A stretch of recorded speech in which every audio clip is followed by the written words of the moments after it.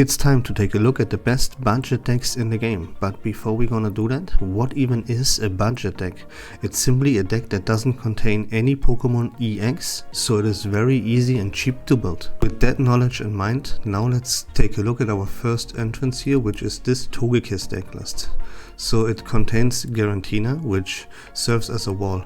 It has 120 HP for a basic Pokemon, and it doesn't even give up a price, as you would be able to retreat it for free by simply attaching energy to it, which gives it free retreat thanks to its levitate ability. Then we have Sigilif, which serves kind of the same purpose, but not really. It has 80 HP for a basic Pokemon, and for just 1 energy you will be able to draw yourself an additional card each turn, which highly increases the speed in which you can set up that Togekiss on the bench. And that's the whole point of the deck, is to get that Togekiss on the bench safely and as fast as possible. Garantina and Sigilif get this exact job done perfectly. So now let's take a look at our carry, which is Togekiss. It is a stage 2, it has 140 HP, and for 2 psychic type energy, which again is really fast, you use its attack Overdrive Smash and deal 60 damage. But if you now use Overdrive Smash next turn again, it deals double damage, which is 120. So 60 damage this turn and then 120 damage next turn. That equals to 180 damage, and that 2 shots everything in this game. Now that might be too slow in most cases, so we play the Cynthia, which allows either Garchomp or, in our case, Togekiss to deal 50 more damage this turn. And that would allow us to get a one-hit KO on our second attack on everything in the game. So the whole point here is obviously to get that Togekiss out really as fast as you possibly can, because it only needs 2 energy attachment, and if you have that thing ready on turn 3 in a no EX format, it will be quite a menace, trust me. It sees a lot of success in tournaments, that's why it's here on this list. It's not like the best or the second best, but it's up there. It sees a lot of success and a lot of play, and it makes a lot of sense. There are multiple other cards here in this deck to help us get that Togekiss set up fast, so we don't only have to use Sigilif, and those cards are Mythical Snap, Pokemon Communication, Pokeball, Professor's Research, you get it. There's this Giant Cape, because every time every deck that you play a main carry that has 140 HP, you need that Giant Cape to prevent yourselves getting one shot from a lot of things. So there's Mewtwo, there's Palkia, there's Infernape, and so on and so forth. So you need to be able to increase your 140 HP threshold to 160 to prevent those one shots from happening. Although in a no EX format, that is not quite as much of a thing, but it still helps. Since it's not that much of a big deal though, you can remove the Giant Cape and add even more speed by adding another Mythical Snap, another Pokemon Communication. Even a second Cynthia here is very possible and would be a good pick. So I would recommend you replace 1 Giant Cape and add one of those cards.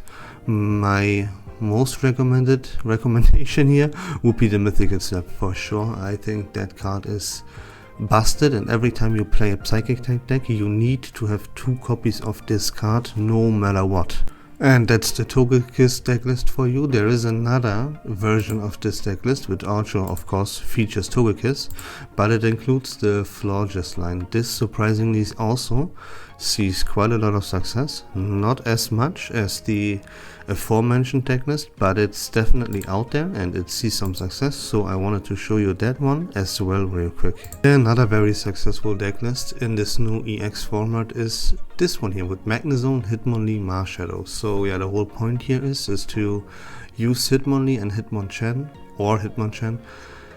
early on to spread some damage. Hitmonlee does it to the bench, Hitmonchan does it to the active, and if one of those two would now be about to get KO'd, or get KO'd in fact, then you come in with Marshadow to get a revenge kill.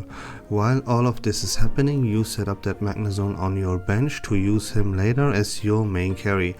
Remember here that you don't rush the evolution to Magnezone, and you keep that Magnezone as a magneton to use its ability and provide him with the necessary lightning energy that he needs to attack. Magnezone, it detaches a lightning energy every time he attacks, so he needs like 2, 3 or even more lightning energy with Magneton before you evolve him to Magnezone. Keep that in mind please, as you will play the fighting type energy is what you play in this deck, so you don't have any lightning energy to attach. You have to get that job done with Magneton. Keep that in mind please. About the other cards in this deck, Professor's Research and Pokeball are staples. I don't need to explain those. You will play Cyrus instead of Sabrina because we are able to hit the bench with Hitmonlee, and we can also hit the active even with the Hitmonchan and the Marshadow. You get the drill.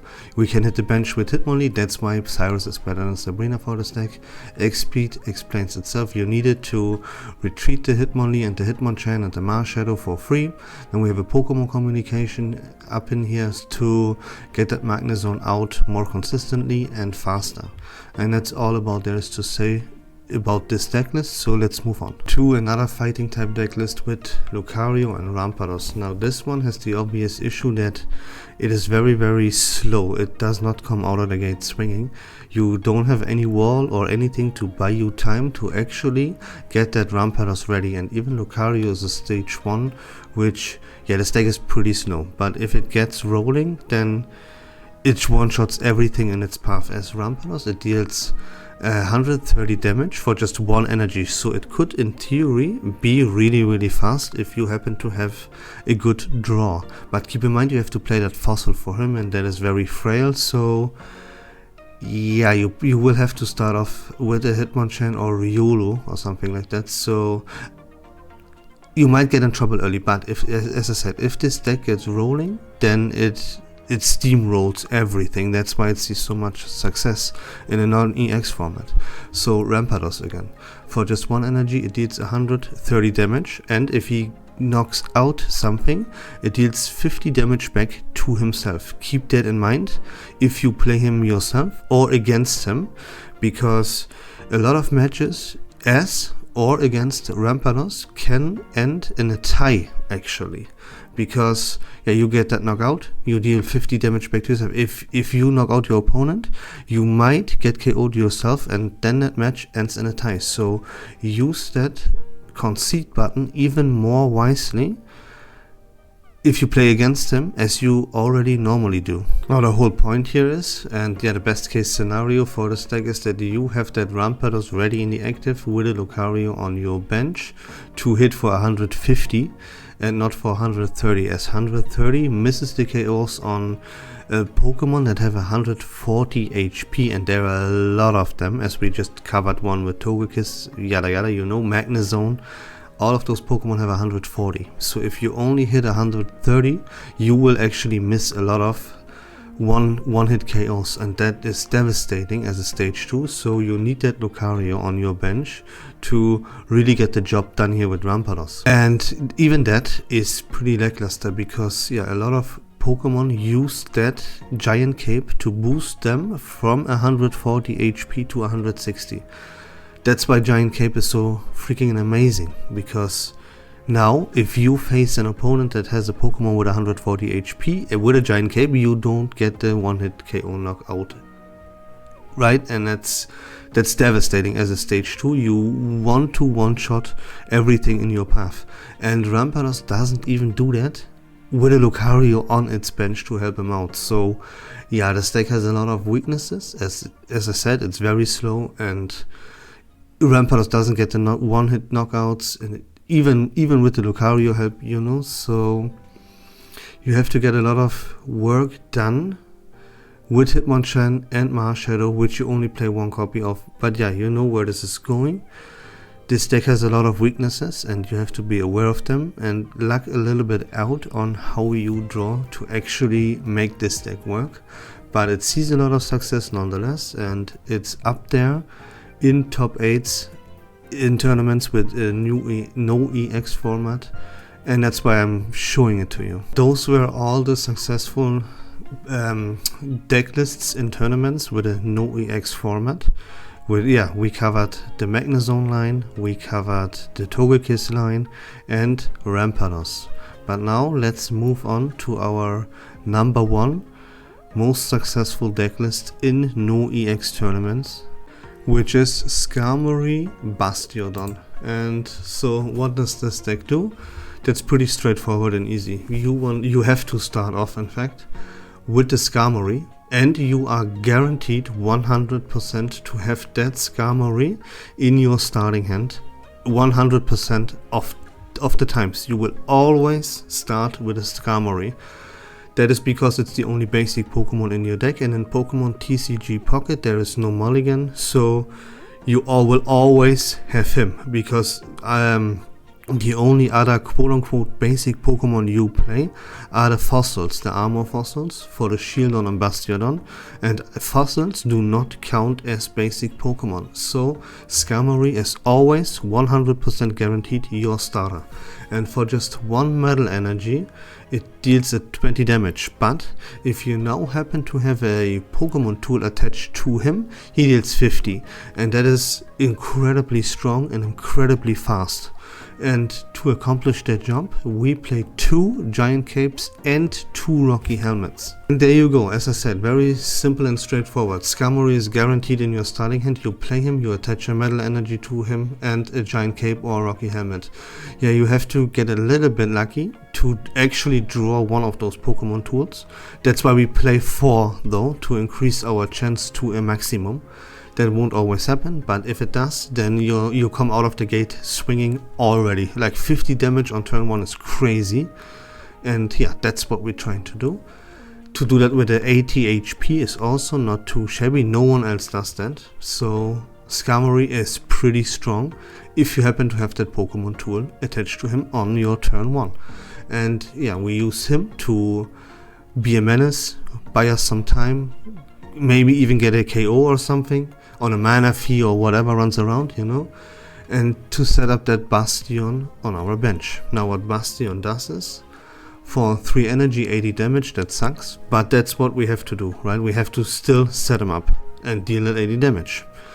His ability though, that's now where it becomes really, really interesting, because whenever he would be about to take damage from an attack from your opposing's active Pokemon, you flip a coin, and if you flip heads, you can reduce that damage by 100.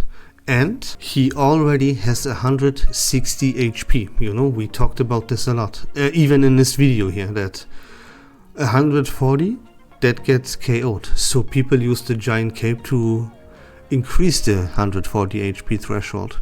Bastiodon doesn't even need that. He already has 160 HP, so he's not getting one shot very often, you know, pretty much never.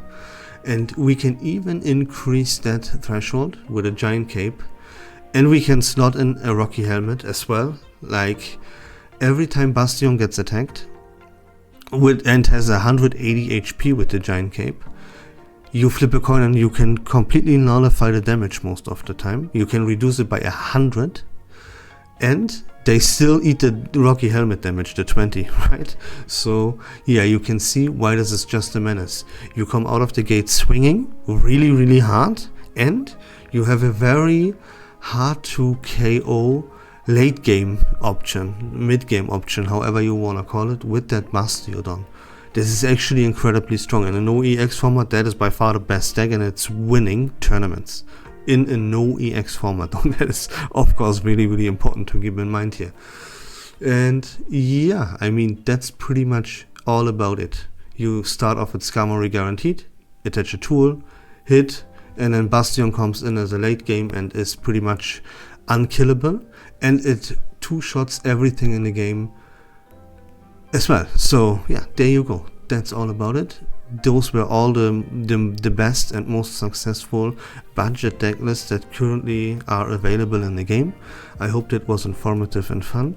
If you like Pokemon TCG Pocket content in general, please consider leaving a follow on my channel. I would really appreciate it. But until next time, take care of yourselves, have a great day, and bye bye.